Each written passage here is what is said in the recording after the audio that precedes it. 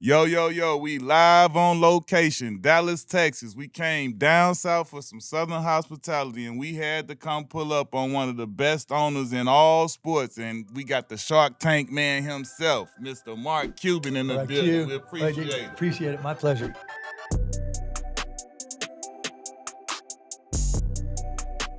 First of all, thank you for coming on the show. You know, this is a big blessing, man, and we appreciate you being on the show with us.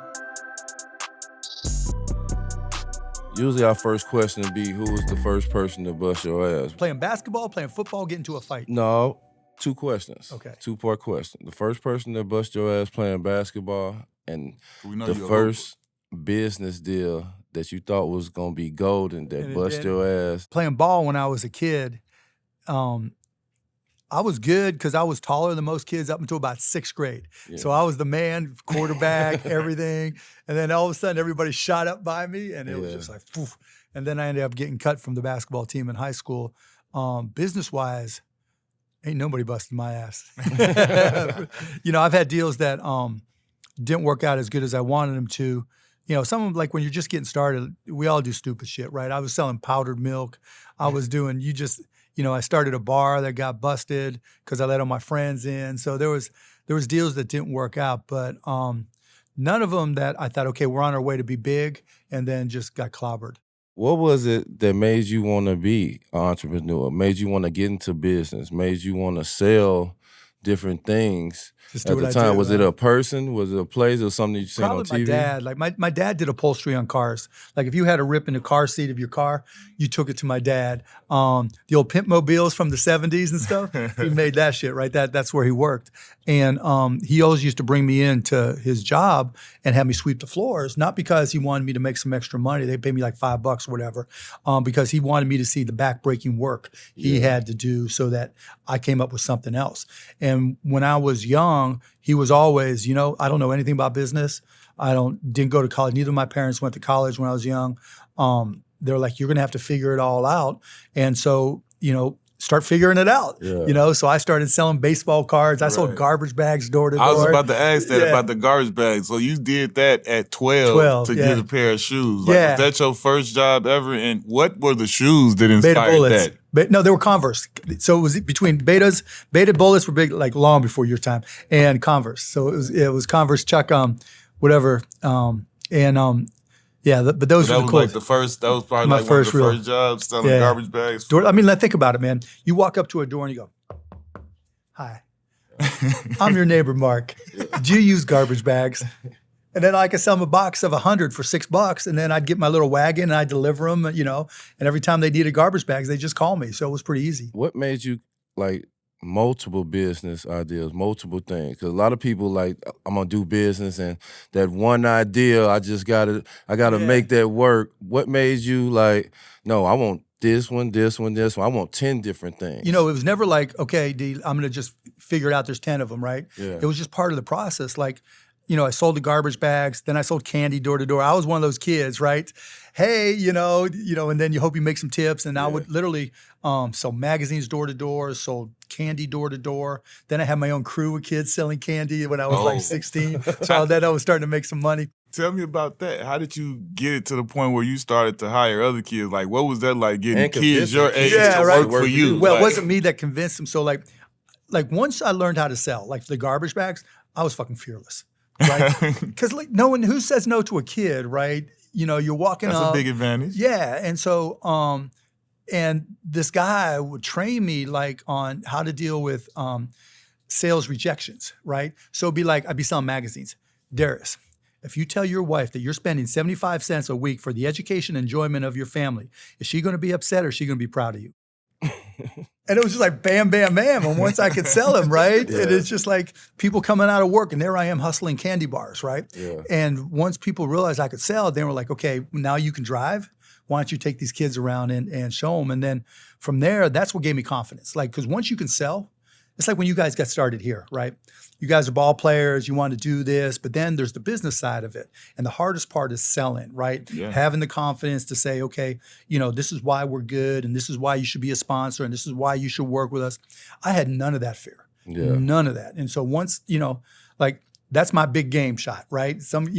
Big shot Rob, when it came down to just being able to close the deal, I was fearless. And to this day, man, I'll walk in anywhere, anytime, any place, and I'll sell and I'll close. So you like a unicorn. You Yeah. you didn't do it by the book. You No, didn't never. do it like how a lot of other guys have a much experience, college experience, or went through these special schools or being part of these special groups.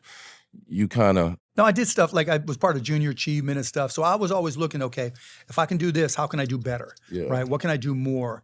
How can I make some money? Mm-hmm. So my hustle was selling, right? Whatever it was, I could sell it. And then it got bigger and bigger. And then I went to Pitt for a year and then transferred to Indiana and went from there. How were you able to not go for your senior year to high school and just go I to just Pitt? dropped out. I just dropped out because I wanted to take a business class. Like I was into it. By that time when I was 16, I was like, Right, you I'm was wasting my time here. I was all me. Like my parents were like, whatever you do, we don't understand. And so I just went and applied to Pitt and took these 2 classes at night when I was a junior. And it was like a psychology class and another class, I forget. And I got like a B in them. So now all of a sudden I was at Pitt, right? And so instead of going back for my senior year, and it was great. Like, I lived in a fraternity house, Pi Lambda Phi, they let me live there. And like, I'm hanging out with college girls and I'm supposed to be a senior in high 17, school. Yeah, 18, it was the best. At the frat house. Yeah. Pittsburgh, Pennsylvania. Yes, sir. Like, Mean Joe Green, when Yes, I think sir. about Pittsburgh, Pennsylvania. Like, how was it? Like, I know you remember them Super Bowls back Yeah, in the for sure, day. for sure. But how was it growing up in Pittsburgh? Like when I was little, the Steelers were awful. It was SOS, same old Steelers, right? And then Chuck Noll came along and Terry Bradshaw came along, and all of a sudden it was like bam, bam, bam, bam, bam, Lynn Swan. Yeah, and it Swan. was and it was great. And that was by the time I got to Indiana, that's when they were rolling, right? And it was like trying to get one for the thumb and 81 and this and that. But the best part about all that with the Steelers was at Indiana, I was friends with this guy named Dave Mabers, who was friends with a guy from Indiana State named Tunch Ilkin. And Tunch Ilkin was a big offensive lineman, and unfortunately he died of ALS, which was heartbreaking a couple of years ago. But and so he hooked me up with all these guys, right? And this was the steroid era. Like when I say they were doing steroids, they were fucked in the head, right? Yeah. And so I would go out with Jack Lambert and Mike Webster and Lynn Swan, and we just go to these clubs, right? And so I had this little Fiat X19. And The I would go, Fiat. little piece of shit car. And I would, but it looked good, right? It was awful. But we go to this club, and it was snowing. I'll never forget, right? And they're like, we're out of here. And I'm talking to somebody, right? And I'm like, cool, it's all good. I'll see you next time. I walked out, and Pittsburgh's got a lot of hills. They had picked up my car and carried it, because little Fiat X19 like this, and these guys are like this, carried my car to the top of the hill so I couldn't get down. They went up a hill too? Carried it up a hill. I'm like, what the fuck am I going to do? So I had to get the tow truck, and they were dying. Tell me where, like, you had all of these different, you owned a bar, you gave disco lessons, chain letters. Like, where, while you in college, how does all these ideas come, and then you, like, how do you, like, I needed to activate pay on for it? school, right? I had to pay for my school, and so, my sophomore year, first semester of my sophomore year, I think it was, I had a chain letter. And so it was like $50. So you sent $50 to the top of the list and then put your name down at the bottom of the list, right? And take that name you sent the money to off. And so I made sure I sold it to, if there were 8 names on the list, I made sure I sold it to 8 people. And then I helped them sell it to another 8 more, who sold it to another 8 more. And I would literally go, there's a picture of me from my buddy, going to the mailboxes with a big old smile on my face, because there would be like 6 envelopes with $50 bills in them. And that's how I paid for my first semester of my sophomore year. And then after that, we started throwing parties, doing party promotions. We rented out, we weren't 21, we rented out the Bloomington National Guard Armory, one of these big old places, rented a bunch of school buses, and just went dorm to dorm to dorm. It sounds like you were like Van Wilder in college. Like he was I got out in time. he was like, I was only there for 4 years. Yeah, you got out. You didn't stay as long as you did. I could have stayed long. Did you have a golf cart riding around? No. I had a little shitty Fiat X19. But oh my God. Did you have an assistant telling people to write shit down? No, man, no, it was just all a hustle, man, all a hustle. Because like my dad, if he could send me $20 in a week, that was good, right? He felt good, and so I had to figure it out. Yeah. And I remember, whatever scam, whatever hustle, whatever I had to do, it was either that or not go to school. Yeah. Do what you want to do. I got to do what I had to do. Yeah.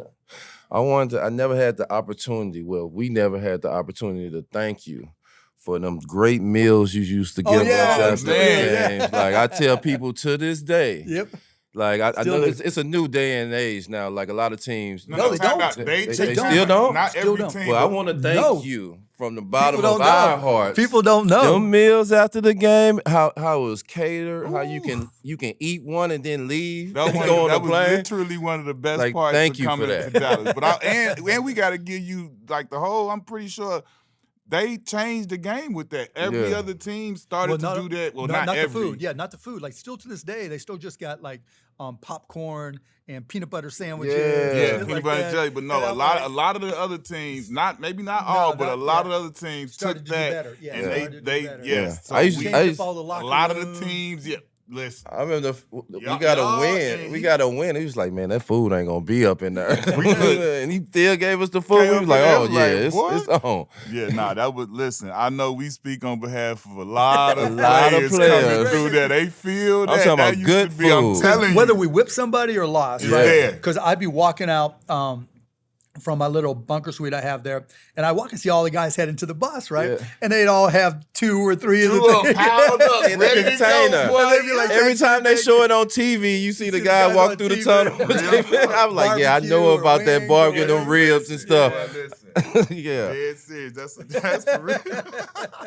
So were you living in Dallas when you decided to buy the team?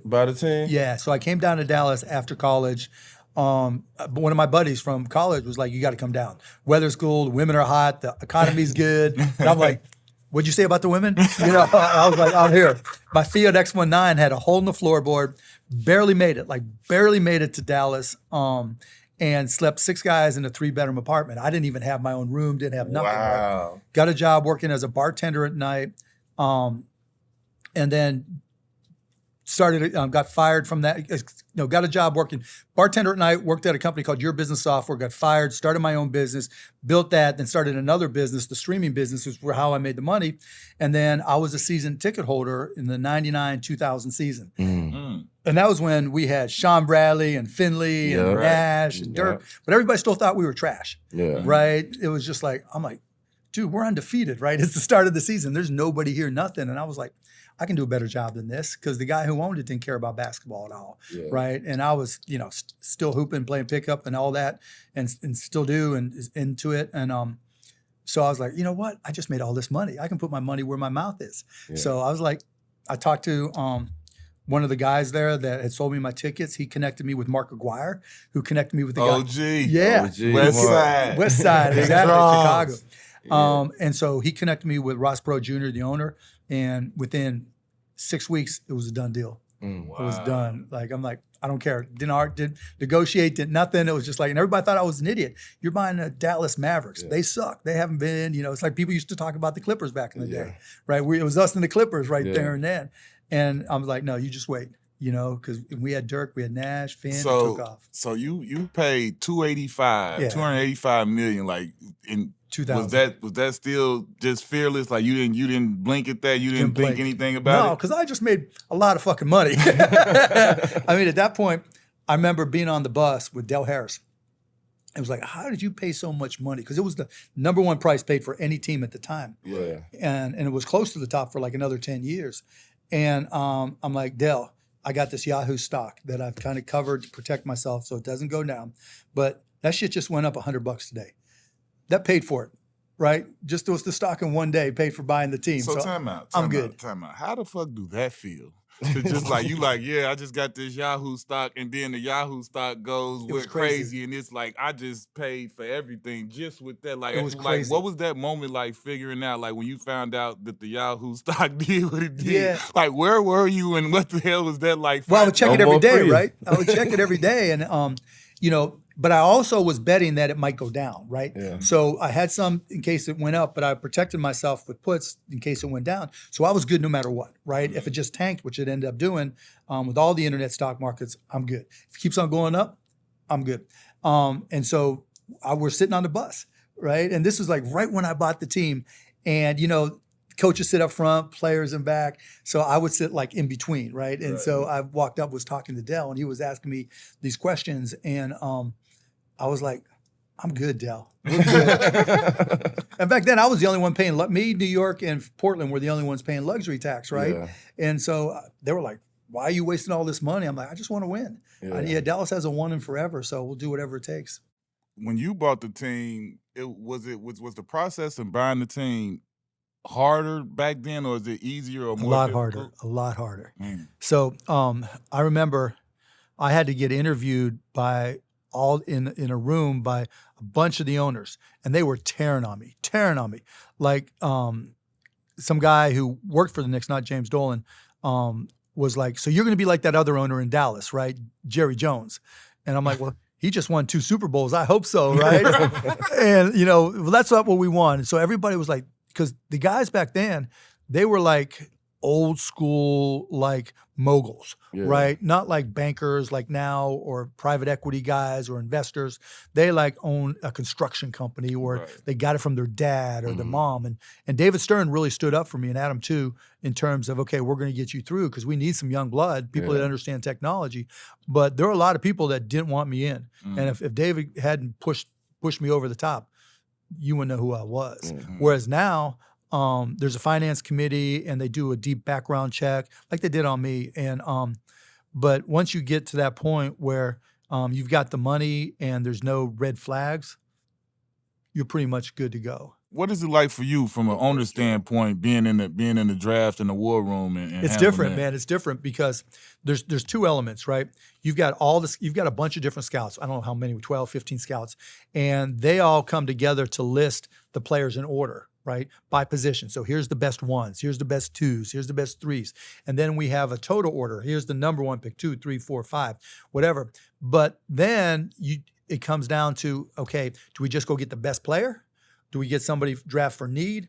And does everybody agree? And that's the hardest part of the war room, right? Everybody agree. Right, because never happens that way. Never happens that way where everybody's on the same page. So there's been times when like I just stepped in, right? And sometimes it worked, and sometimes it didn't. Like, there are certain guys like Jay Crowder was my pick, right? Eddie Nahara was my pick. But then there's some and so then there's some other dudes you never heard of that were my pick too. JJ Burrell? No, JJ was mine too. He was pick. Yeah, so he was so we needed a point guard for Summer League. And I remember I was reading like Sports Illustrated when they mentioned him up at Northeastern. And I'm like, let's just go get this guy, right? We'll just bring him in for Summer League tryouts, whatever. Killed everybody. Then we sent him down to the G League. Then it was the D League, putting up a 40-piece, 45, 46 game after game. And then come 2006, he was playing. 2011. Won a championship. Yeah, won a ring. One of the things we loved about Dallas, too, when we was rookies, when we first got to the league, you had personal TVs in the locker room. Yeah, we still got all that. Headphones and everything. We ain't never seen this before. All this is new to us. What gave you the passion to because I feel like you started the wave of really taking care of your players in a whole nother way. PlayStations and all type of stuff.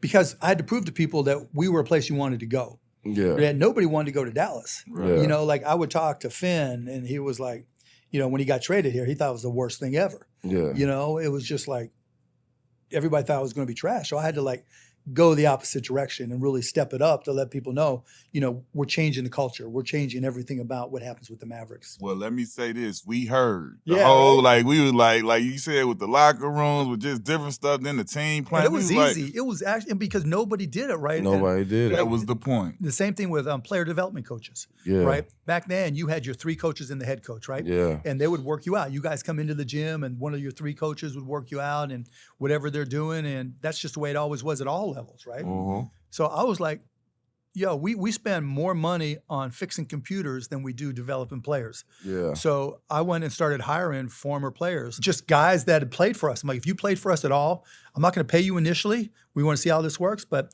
I got 15 players. I need 15 development coaches. Yeah. So I brought in all these people, right? And now that's what everybody does. Yeah. Then I started bringing interns, right? So those coaches can work on development and not rebounding and stuff like that. Now we got 8 interns. All they do is rebound and run plays and all this shit. So, yeah, it's just whatever I can do to get an edge. That's always what it's been. But now the newer owners, like, they're hedge fund guys or guys with a lot of money. They're like not the old school guys, right? Yeah. And so it's a lot smarter. So it's not as easy as it was.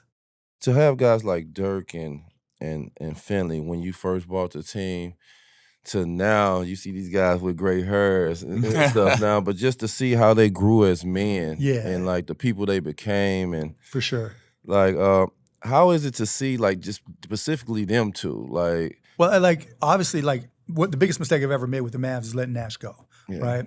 And I was said to him afterwards, and he was not happy with me. I was like, look, life's a long, long time. You know, that the time you spend in the game is just a fraction of what you're going to do the rest of your life. And so we're back to being friends. But, you know, it was fun because between not just Nash and Dirk, but Finn as well, I learned so much from them. So much, you know, how to carry yourself and when fans are reacting to you and when fans get excited, you know, how to treat people. They were always, you know, sign every autograph, take every picture. You know, it's a blessing. You don't know when it's going to end. Yeah. And, you know, I learned a lot from that. And that's the way they are today. So I give them a lot of credit. To have them friendships with them, like, you know they family. Yo, for sure, yeah. You done been around them, and it's like, just seeing y'all, I can't. When I think of you, I think of Finn, I think of Nash, I think of Dirk. Those like days. that crew right there is like, those are my like guys. the crew, and just to see them. One of the things I want to say too, man, just to see how you bring other players back, guys that we done seen play for the Mavs, whether they play 1 year, 2 year, or 10 years. To see them and bring them back and have them coach and have them be development. You see these guys and because everybody wants, not everybody, a lot of people want to get back in the game, right? Because you go through that, and you guys know it better than anybody. You play, all right, you think you can play another year, you don't get that next year, right, or you get hurt, right? And then it's like, what now? Right? What am I going to do now? And they mess around, they spend time with their families because they hadn't been able to spend time with their families. Then you want something to do, right? And basketball is your life. And so, you know, I won't say everybody, but pretty much anybody who's with the Mavs, if I can help you in one way or the other, I'm going to take that step. I want to ask you because I benefited from you trading Steve. Like I signed, well, not trading them, but letting them go. So I want to know, one, like, what was Dirk's reaction? He was not happy. I know this, but I want to know just from your perspective, like, how happy. did that go when you had to come to Dirk? Like, okay, like we not doing it. Yeah, we didn't match Steve, so it didn't go good. We were actually in Mexico for a guy, Al Whitley, who works for the Mavs. His wedding, the wildest wedding I've ever been in my life. There's nothing even close. Shout out Al. Shout out Al for real. And we were just plastered. And Dirk and I are just sitting there in the lobby because they had kicked us out of the room where the reception was because we were just tearing it apart. And it was crazy. And we were talking about it. And he was like, how could you let Nash go? How? And I went through it, you know. Our coach and the doctors were like, we don't know how much longer he's going to last. His minutes were down and this and that. I made him a good offer. Suns made him a better offer. And, you know, it was obviously a mistake on my end, but I think it was great for Nashy, right? Because I think it motivated him and turned into a two-time I feel MVP. like it's a gift and a curse. I feel it was great for both of them because it made Dirk even better. I agree. You know what I'm saying? And now he's one of the greatest players all ever. time, He ended it right and got his chip. I want to ask, do you remember the atmosphere when we came there for the playoffs? Because I've told him this first year. Year. Like, that was one of the, that was the first time I felt like I'm teammates with a rock star. Legit. Like, when the plane landed, bro, news cameras, fans, coming back, everything. I'm like, wait a minute, we the visitors. This was the first time I started calling Steve. I started calling him Steve. I was like, okay, you like a rock star / the president. Like, Dallas, first of all, for sure. there is not a person who don't love you. Yep. And it was crazy. And I was like, so do you remember, like, what was that? And I can remember because we had the best record. The first 2 games were in Phoenix. Second 2, we come here. And when we touched down, I was like, dude. And it was a crazy game, the ending to the game, right? Because we had picked up Jason Terry to take Nash's place. And Jason missed an assignment, and Nash hit a game winner, game tie. 3, and Dirk was yelling at him walking off the court. I was like, this was insane. It was brutal. And then you guys got us that year. Then I think we got you guys next year. Yeah. How is it getting all the way to the promised land and getting all the festivities, getting to the finals, and feeling like you have it in the grasp? And it was awful. And you that was 06, right? Yeah, 06 was horrible, right? Yeah. 06 was like the worst because I thought we got cheated. I still to this day think we got cheated. But for you as you a hooper, you a diehard fan and all that, but for like that ride, for you getting there for the first time, how magical was that? Oh, the ride itself was amazing, right? Because part of it was Nashy too. Look what we're doing, right? We're right, that too, yeah. Yep, and but it was unreal because we were with Avery Johnson, and he was only his second year as a coach, and the general, had got us playing defense and playing a lot differently than before. And I thought, and I'll never forget, we go up 2-0 in Dallas, right? And I could just tell by the look on Miami's faces, they think they're done, just done. And then we're in Miami, and it's the third quarter, and we're up 14 or so, and I'm standing up behind the bench thinking, we could sweep this motherfuckers, right? And then all of a sudden, Udonis Haslem steals a ball from somebody, right? And now it's 12. Then there's a play where Shaq just ran over Eric Dampier, ran over him. And I'm thinking, okay, offensive foul, we're back, we got the ball back. Yeah, hits it on Dampier, and fucking Shaq makes 2 free throws, and I'm thinking, oh. And I'm always say he make them when it mattered. Yeah, well, he did that time, and so it went downhill from there. That was brutal. I didn't leave the house for a month or 2 months after that. Oh. I would not show my face. It wasn't that I was embarrassed. It was just the pain of it. It hurt so much. How was the 2011 season when y'all won the championship? Like some of the players that was on that team, like Tyson and Tricks. Well, I'll tell you a crazy story, right? So 2010 was the LeBron James summer, right? Because he had just did the decision, right? And we knew we had no chance, but everybody was like, we actually had a non-guaranteed contract with Eric Dampier, and everybody was hoping we could turn it and trade it to Cleveland to get LeBron, and there was just no chance. But then there was a deal where Tyson Chandler was supposed to get traded to the Oklahoma City Thunder. And they had just moved from Seattle, so they were the Thunder, and the deal got shut down because Tyson had just had foot surgery, and the doctor there who did the surgery on Tyson, and he can tell you more of the details, said, no, we shouldn't take him. So I was like, I called up Michael Jordan because he had just had this deal because Tyson was on the Hornets as part of a deal. I forget how he got there. But I called up Michael, and I'm like, look, Michael, I've got this expiring contract. You don't want to pay Tyson. You're going in a different direction, right? You do this trade for me. And then we also took Alex Ajinça, and I forget if there was somebody else, and maybe we gave them a second. I remember Alex Ajinça from Puerto Rico or something. No, he was France. Yeah, 7'2". Yeah, 7 foot. Sorry, Alex, man. Yeah, 7'2", dude. Yeah, good guy. And, good guy. And so Michael's like, cool. It doesn't fit in our plans. Gets us off some money, and I'm like, okay, I'll take it. So it was a win-win, and had that deal not got busted up by OKC, we never would have gotten Tyson. If we hadn't gotten Tyson, it's a whole. Yeah. I mean, that's the whole thing about the NBA. Like 2 years later, 3 years later, I remember sitting in Rob Pelinka's office, and we've got Andre Iguodala on the phone. And he's like, would you want to sign Iggy? And I'm like, yeah, I think it's going to work, but I got to wait to hear from, I think it was Dwight Howard, right? Because that was our first choice. Yeah. He goes, all I need is 20 minutes. And I'm thinking to myself, there's no way Golden State is getting off enough money to sign Andre Iguodala for whatever the number was. Not 15 minutes later, they trade Andres Biedrins to the Utah Jazz and open up all this cap room, and Andre Iguodala goes to the Golden State Warriors instead of to us. Yeah, they don't see them behind the scenes. Always, and there's story after story after story like that. getting back and, you know, you had Shaq and D Wade back then, but now you got back to the finals, and it's the half of the dream team for real. Like it's LeBron, it's Bosh, it's Wade. The world is against y'all except for Dallas. Well, yeah, you know what I'm saying? Everybody think they just finna, this is 4, 5, 6. For your team to be in that finals and seeing how they played all together as a group, you know, from Sean Marion to Dirk, man. Like the you got the Sean playoffs Dirk Stevenson. had. Like, I swear to God, if there was one guy I wanted to shoot against pregame just to make money, I want to shoot against Deshaun Stevenson, right? But in games, he was shooting 40-some% throughout the playoffs, right? When it counted, Steve was money, right? That tattoo on his neck was talking, right?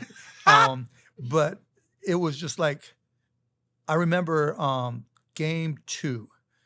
We had lost the first game. Game 2, we're down at halftime, I think it was, and I'm walking through the tunnel to go back, and Pat Riley's there. Mm-hmm. And he says to me, "I think we got you, Mark. I think we got you." And I'm like, that's not a cool thing to say. Right? You know, early you got LeBron, D Wade, you gonna say that, right? And like, bam, we come back that game, then come back next game, come back again, and win it in 6. And so Punk in Miami, and then going to Live. That's what I want to hear about. We want to hear about the Live. So I seen videos. I knew a few people that were there and things like that. I want to hear. It was all true. It was all true, man. How big was the bottle? I still got it in my house. Oh, you still got the bottle? Not that one. I bought another one just so I had it, just like a replica. So you can remember that. No, the best part was $140,000. So I'm like, I remember the receipt. Yeah, so I'm like, Dirk, do we want to get this? He's like, fuck yeah, we want to get it. And so I go to the waitress. All right, we'll take one.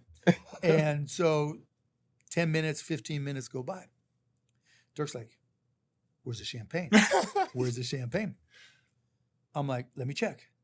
All of a sudden, the lady comes up, Mr. Cuban, your card was declined. I'm like, what the fuck? What? My card is declined. That's a mistake. Yeah, so I'm like, you know how like you'll get a new credit card and you're supposed to turn it on and everything? And so I guess they thought, you know, turn it on and then all of a sudden $140,000 bottle of champagne, something's up, right? And so I had to go back in the back office of Live with one of the managers, and I'm like, let me call American Express. And I'm drunk as shit, right? And let me call American Express. And they're like, well, how do we know this is Mark Cuban? How do we know this is real? I'm like, did you watch the game tonight? Let me just tell you, you know, just turn on the TV and see what's going on because we're in Miami, right? And so finally they approved it, got my bottle, and we were good.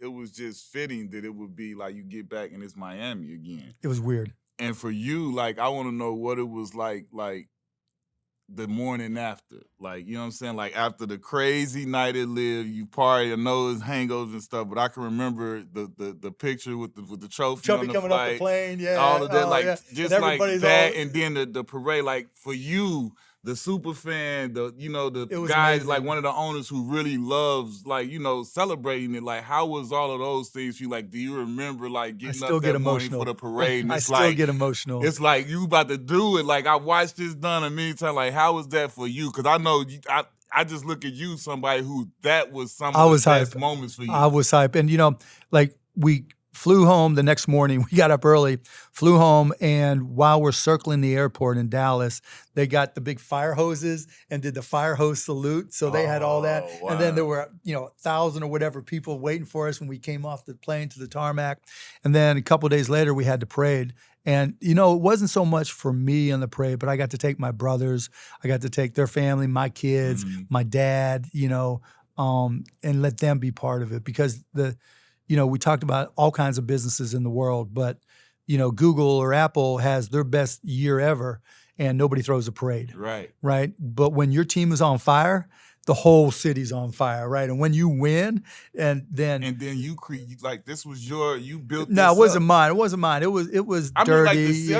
But I'm saying, like, you from where you say, like, where you was sitting courtside with season 2, like, from we where could we do better started, at this. yeah. Like, you know what I'm saying? Like, you Yeah, had to for take sure. pride in, like, we achieved the Oh, title. yeah. Like, I you carried know, that trophy everywhere. And I still, I remember Trix having a party at his house and seeing it on social media. And he got the trophy. Like they like having a house party barbecue. I say, this man got the trophy at Hell the yeah. barbecue. Trix was like always, can I take it here? Can I take it? Yeah. And now I got one at the arena. We get two of them. You got one at the arena and I got one at my house. And it's just right in my office. And it's just right, every time when I go to work, I sit down in my office and there it is, man. And you know, and now it's hard because it's been 11 years, Yeah. right? So it's like, you know, it's like that girl you dated 11 years ago that you were sweet on, and just like, okay, I got to get that next back one. around. I got Yeah, seen her walk down the street. Yeah. You always been one of my favorite owners, if not my favorite owner.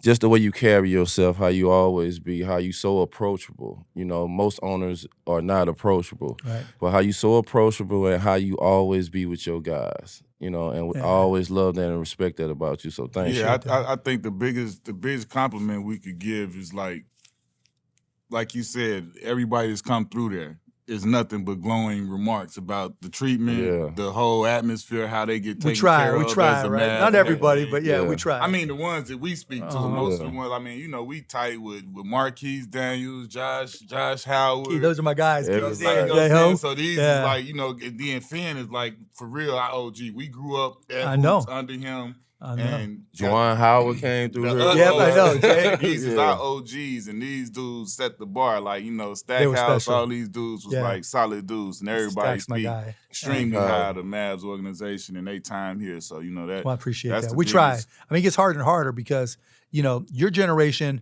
it was still a little bit of the macho thing, right? You still had like a little bit of the Charles Oakley overlay, right? The badasses, you know, fight me or not. But now, you know, Gen Z is just a different animal because they all grew up with social media, right? They're all brands when they come in. Y'all just wanted to hoop, right? Yeah. Now they're brands and they got their social media. Whole teams. They know what their good side is and their bad side is, right? Truly. It's just a different beast. And it's hard to coach, hard to deal. You know, I wouldn't say harder. It's just different, right? They're just, dudes are different, but I think it's good in a lot of respects because they come in understanding the business a little better. Because, you know, you got NIL, so if they went to college, they were making money in college. They were making money off their social media. So they're a lot more business literate, you know, whereas your gen, I mean, it was just like you get the wrong person helping you. Yeah. There's, you know, you don't know how many guys just got fucked, right? Yeah, I just said it's the like era, you know, like they just like this. They don't love it swap. like how guys love. This is all we had. I love right. This. Well, this is the only way out. you but know yeah, you got to back up. Right? I got so much stuff. I just like to do this. No, but you know what? I don't know if some guys, yes, right. But like Luka, man, he's all in. Yeah. Right. He doesn't want to deal with all he's got the shoes and everything because he's into shoes. He likes it. Yeah. Got to. He's the man. Yeah, he's the man. Shit. But you talk about loving to play. Yeah. He comes to play. He's a linebacker. He's physical. He don't back down from nobody. Yeah. He's smart. He's got a great basketball IQ. But he just loves the game. If he could, he'd hoop all day, every day. How is it to have J Kidd back? It's great. How much confidence and stress he relieves from you to have your guy, coach, you know him, you won a championship with him. It's like a different type coach. of Right, he's a player's coach. And y'all relationship. Great. We get along. J Kidd and I've gotten along forever. Yeah. Great, right. We would talk all the time whether he was, you know, Milwaukee or Brooklyn or Lakers. Yeah. And he would always say, I'm ready. Yeah. I'm ready, right? When he wasn't working, I'm ready. And then just finally got to that point after Rick left, it was like, okay, we're ready. And what I did was we had a group of 5, including Dirk, and we're like, okay, who should we consider for coach? And they're all J Kidd, J Kidd. Yeah. I'm like, all right, I guess I don't have to do nothing, right? So we hired J Kidd. And it's only been, you know, a year and 2 or 3 months. And he just did what he did, right? Yeah. It made players understand their roles. Because, you know, particularly as a new coach, getting guys to buy in what they're supposed to do. Because everybody's trying to get whatever it is, right? Trying to get their minutes, their money, whatever. And J Kidd just sat down and talked to them and put together a great coaching staff, Sweeney and Saney and all those guys, and now Jared. And so there's great communication, and that's key, right? Because that's how you get guys to play hard for you. And then obviously Luka helps too. Oh, special. Special. Yeah, for sure. Tell me how excited you were when you saw that you were gonna have the chance to draft that kid, and you still had Dirk like right at the there to end train him, to take mentor him him, under his yeah. wing, and it was like the Like whole perfect symmetry. match. Well, you know how it is, guys, right? and Luka, obviously, you can't be a Euro guy and not look up to Dirk on some level. You know what I'm saying? So, like, all of that, with him having that huge respect for a legend going out and being able to listen and learn from him, it was just like the perfect storm. Oh, it was huge. Yeah. And then from that, like, when he really got here, and you like, oh shit. Like, Because you guys know, right? Somebody could get drafted, right? And everybody thinks they should have been drafted higher, Yep. right? And somebody goes number 1 or 2 or 3 or 4 or 5, whatever, and you just don't know. Yeah. You don't know until you know. And then you know. Then when you know, it's like, oh my God. That's what I'm saying. What was that? Like, I remember watching, I was doing the bounce at Turner, doing that digital show. And you know, we watching, I'm like, I was fighting it. I'm like, I don't know. I gotta see. I don't know. But I'm gonna tell you, this is what we sitting at the house one day. I say, yo, I'm watching what's happening. And I know us. When I say us, I'm talking about brothers. We don't want no not brother coming through boogieing on us. And I'm like, wait a minute. Like, these are consecutive games where, like, I'm seeing swag, I'm seeing staring, I'm seeing, like, confidence. Like, I'm not worried about. And, like, when I see that and I see that somebody can't stop him from doing it, okay, now he. Especially when he's slow. You gotta respect right? it. He's not, he's athletic, but he's not super athletic. Yeah. But he just owns that floor. He knows how to use his body. He knows how to use his brain. He don't back down from anyone, right? You can talk shit to him. He don't care who it is, right? He come on, let's go. But I remember, like, the first preseason game we had him, we were in China playing Philly. And I was sitting with Sean Marion. And Tricks. And he made some passes. And I just looked at Tricks, and Tricks goes, because I'm scared shitless, right? I am just scared out of my mind because, I had him. So we had a disagreement between the scouts and our analytics group. The analytics group had him won by a mile, right? Yeah. The scouts were like, I don't know, maybe it's 8 and da-da-da-da-da. And I'm like, no, we're going for it, right? So pulled the trigger on the trade and boom. Did him and Dirk know each other before? No, not before, but once they got together. But 2 peas in a do pod. you love how, because I be seeing them now and they show them now and when they interaction, man. They're that do you close. love how their friendship and how they got there? Because that's a beautiful thing to watch. You see him, he play with him. He's like like a kid it's meeting like Jordan. Right. Like, He this liked is my me, guy, like, man. cool. I just love their relationship. Yeah, they are brothers. They really, really are. Sometimes a little bit more like dad and son. Yeah. But they're close. And because, like we were saying, Dirk is just a great guy. Yeah. And Luka's a great guy. So there's nothing not to like. Yeah. It's not like, okay, he's from my part of the world. I'll help him out. No, they yuck it up. Yeah. They definitely yuck it up. They're good people together too. If you had to put a starting 5 of all-time Mavs, All-time Mav. who would be your starting 5? Well, it starts with Luka and Dirk, obviously. And that's my 1 and my 4 or 5. You want to put Luka at the 2 and let J. Kidd run the 1? Or Nash run the 1? I think you got to, you could probably, that's tough, right? Because it's got to be between that. You know what? I'd probably even put J. Kidd at the 3 and Nash at the 1, Luka at the 2, Dirk at the 4, and what's his name? Not Tolbert. Roy. Tarpley. Roy Tarpley. At the Tarpley. 5. Yeah, Roy Tarpley. In today's game, that'll be squad. Oh, no shit, right?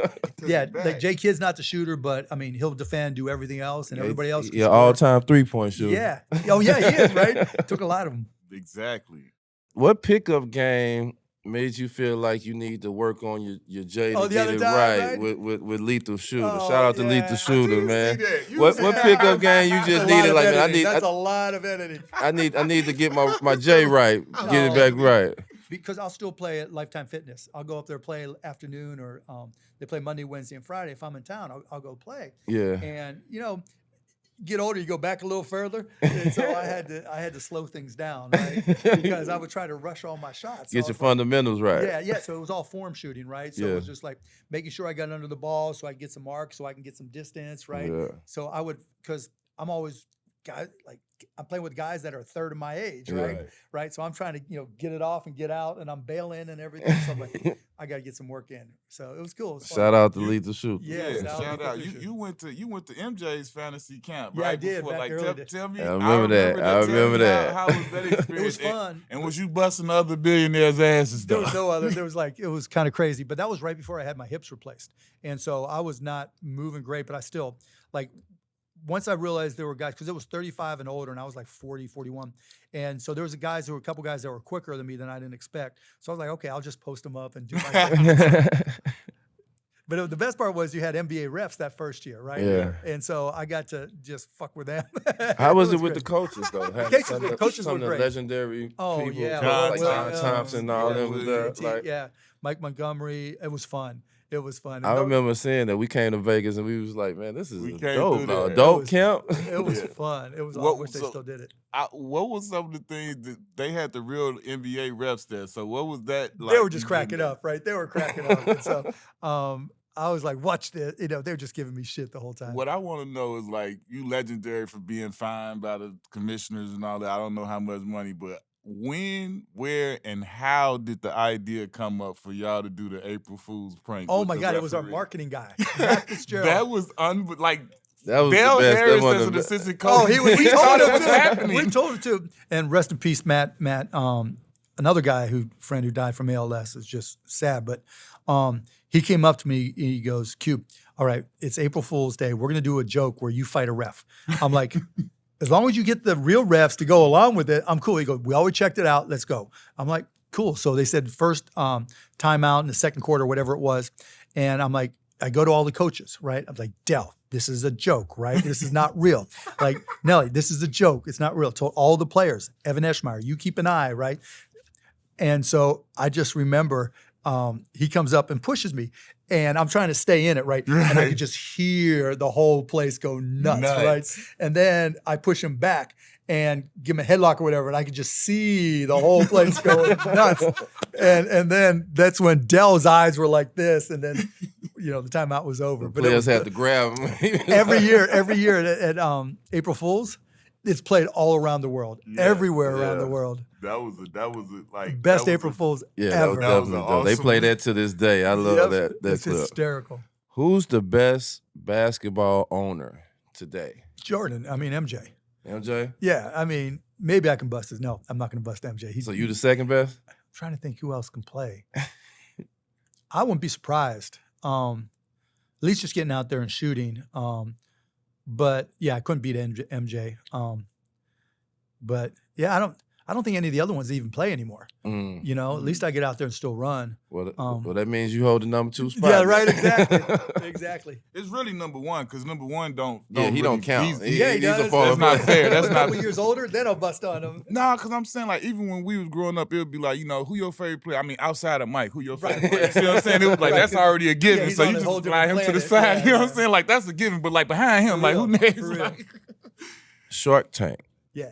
Like, Shark Tank is one of my shows. I have I it appreciate repeating that. on my TV. I appreciate like, they play the hell out of it, don't Yeah, they? they play it like a mug. I peed on my TV. I just love it and Appreciate that. and enjoy the show.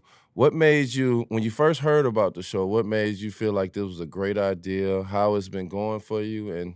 And what's some of the investments that you just love that you Sure. participated in So during the show? They first asked me the first season, and they made me audition, right? And I was hungover as fuck. They just called me last minute, and I had gone out with some of my friends.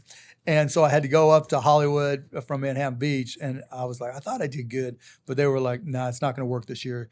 Then they got rid of one guy, and they started bringing in guest sharks in season 2. And I'm like, this show ain't going to make it, right? It's a business show, but I'm going to go on there, and I'm just going to tear it up. I don't care, right? I'm just going to raise hell. And then that was season 2, and all of a sudden, those numbers started going bam, bam, bam, bam, bam. And it was like, okay, this is pretty cool. And then all of a sudden, you start realizing that kids, adults, people are all walking up to us saying, this is how I learned about business, or this is motivating me to start a company. I'm like, okay, that's a good reason to do this. And, so that's why I do the show, because now that we've been on, this is our 14th season, Friday nights on ABC. crazy. It is crazy, but now we have kids coming not even kids, that have been watching for 10, 12 years, and they started a business because they've been watching Shark Tank. And so that's why I do the show, and that really feels the best. But in terms of the businesses, probably 25% have been okay, done really good. 25% have been trash, and 50% are decent to good.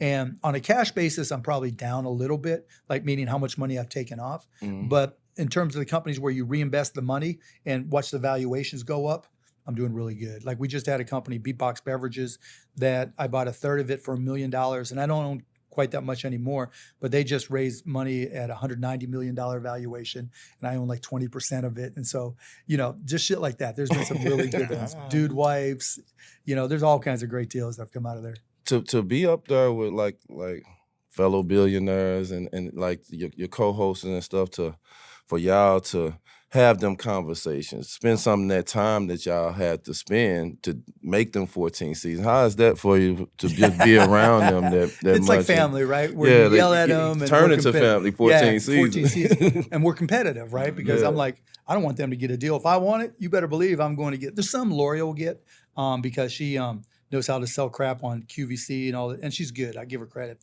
But other than Lori, every now and then, if I want it, I'll get it. But we're still really competitive, really, really competitive. All right, well, I got a pitch for you. Uh-oh. Hey, what time is it? The Pitch Man. All right, D. Award-winning basketball podcast. This podcast has interviewed legends, Hall of Famers, all-time greats in the best league known to man. They have millions of views worldwide, close to 10 million subscribers. Wow.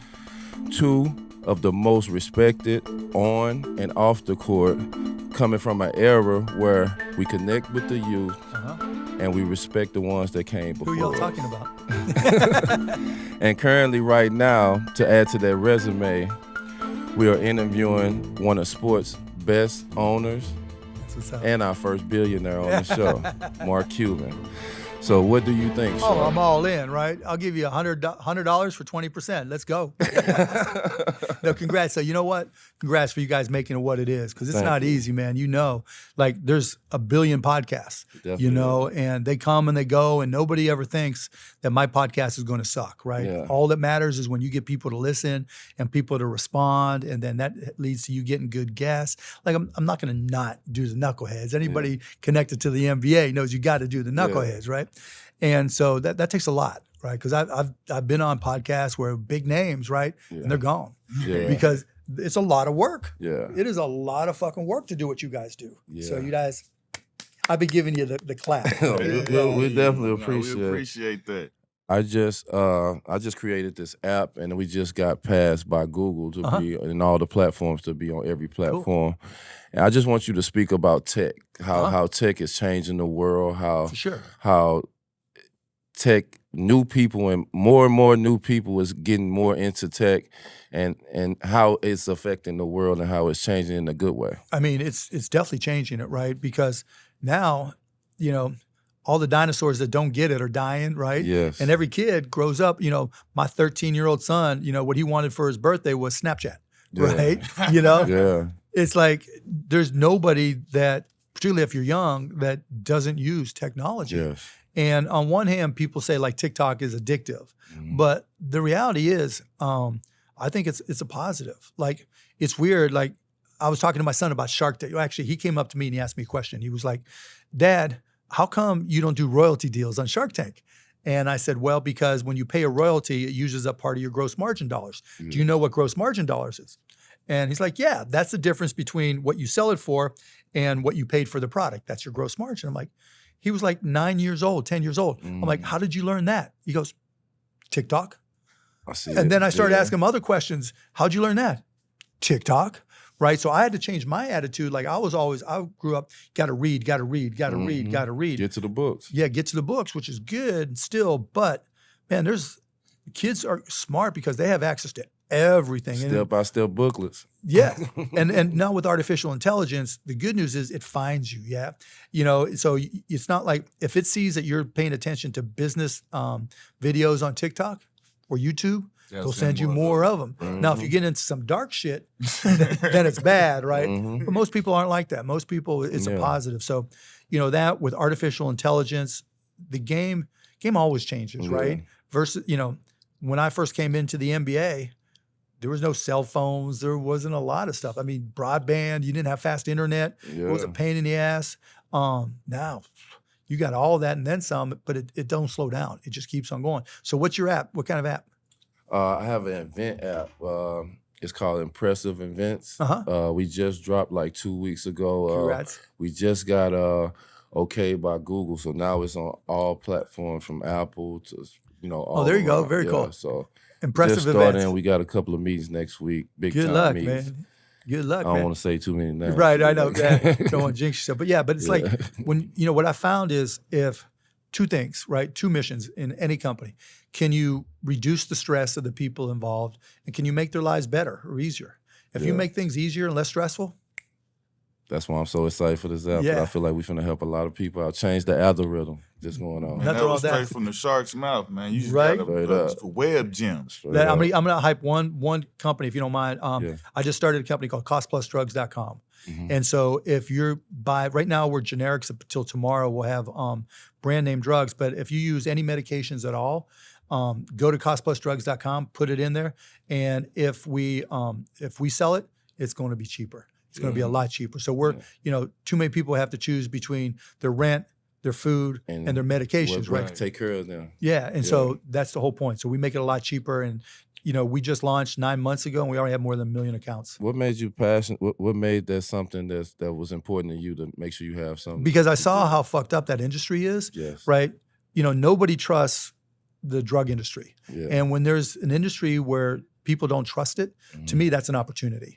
Right. And so I started working with a partner, Dr. Alex Oshmayansky, and we just started finding ways to work outside the system so that we can go right to manufacturers and buy the drugs. And then at Cost Plus Drugs, you put in the name and you see not only what we sell it for, but you see what we pay for it, right? So you see what we pay for it. We mark it up 15%. We charge an $8 shipping and handling fee. And that's it. And so shit's a lot cheaper. And, because people don't trust where they buy their meds from.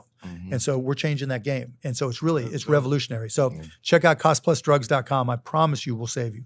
Costplustrust.com. That's a wrap, man. We definitely appreciate it, man. We down here in Dallas and we came live on location with the Shark Tank man himself, Mr. Mark Cuban, man. We appreciate you. Absolutely, guys. Absolutely.